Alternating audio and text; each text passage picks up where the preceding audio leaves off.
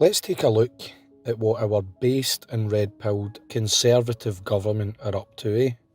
Mandatory training is being introduced for new and existing members of the Home Office staff to ensure everyone working across the department understands and appreciates the history of migration and race across the country.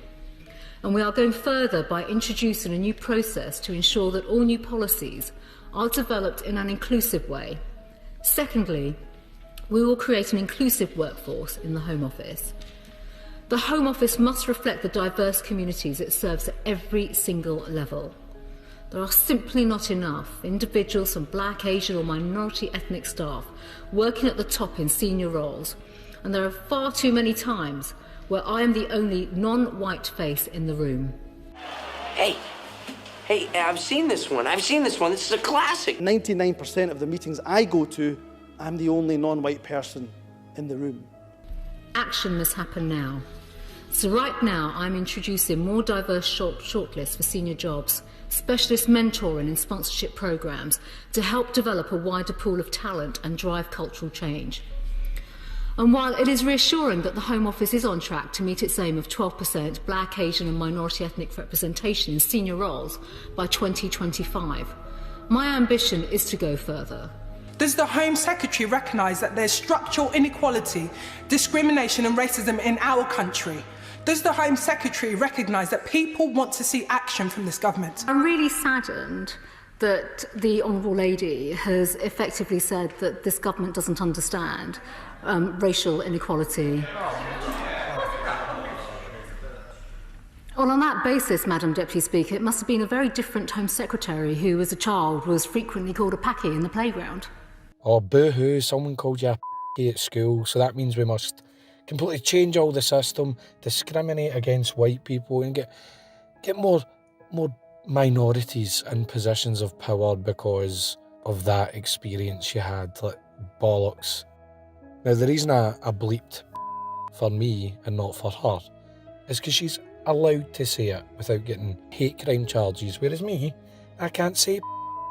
Let's look at the Scottish Conservatives and see if they're avoiding playing this stupid anti-white communist game. Structural racism, slavery museum in Scotland. Slavery, how can I, not just white, but with properly Celtic skin, rather than charge in here in all my whiteness, that lived experience, the lived experience of Black and ethnic minority Scots, Black and minority ethnic. And that's why I support the idea of a slavery museum in Scotland. Structural inequalities that are built into Scotland, legislative changes. That's why I support a museum of slavery in Scotland. Presiding Officer, let's be clear. Racism pervades our society. Now, I really witnessed blatant racism a long time ago when I was a wee, skinny, white Scots boy. I was in the car with the manager and his two friends when we came up against a road crossing. There was an elderly gentleman who I've got to assume was a Sikh, was waiting to cross the road. The driver indicated to that gentleman to cross, but as that man stepped off the pavement using a walking stick, the driver revved up his engine and edged forward. And the gentleman nearly fell over trying to avoid the car. The driver once again indicated to that gentleman to cross. And when he moved forward, repeated that revving of the car. The laughter in the car from the other three grew louder. I was ashamed of my inaction so much that I only told that story to Phil Brown last week when he phoned up. Sorry. Now you do what they told you. Now you do what they told you. Now you do what they told you. Now you do what they told you. Won't you die or justify? If you are serious when we talk about racism, look in the mirror and ask, is that you? My opportunity today was not to say that Black Lives Matter, but to make Black Lives Matter. And that starts at home. No blacks, no Irish, no dogs has been replaced by no fats, no femmes, no Asians. What? Bro, what are you talking about, man? We might celebrate or even remember the pulling down of a statue today, but a class of school children in 50 years' time might not. They will not ask, who is that man and why was he so wrong? And why was he so wrong? Education lies at the heart of changing attitudes. Surprise, surprise, more of the same pish.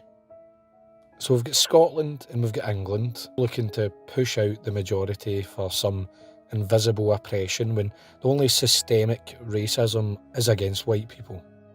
Now ask yourself this. Do you think things will get better or worse for us the more diverse our country becomes?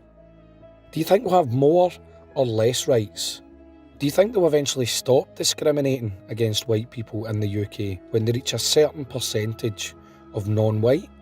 Or will things get worse? Now I know I'm using the word white. I mean, I would say native, but even white immigrants in the UK will be impacted by all this diversity training and BAME quotas, all this preferential treatment. They don't care if you're English, Scottish or French. They care about your whiteness, to steal their term. And the sooner people realise that, the better.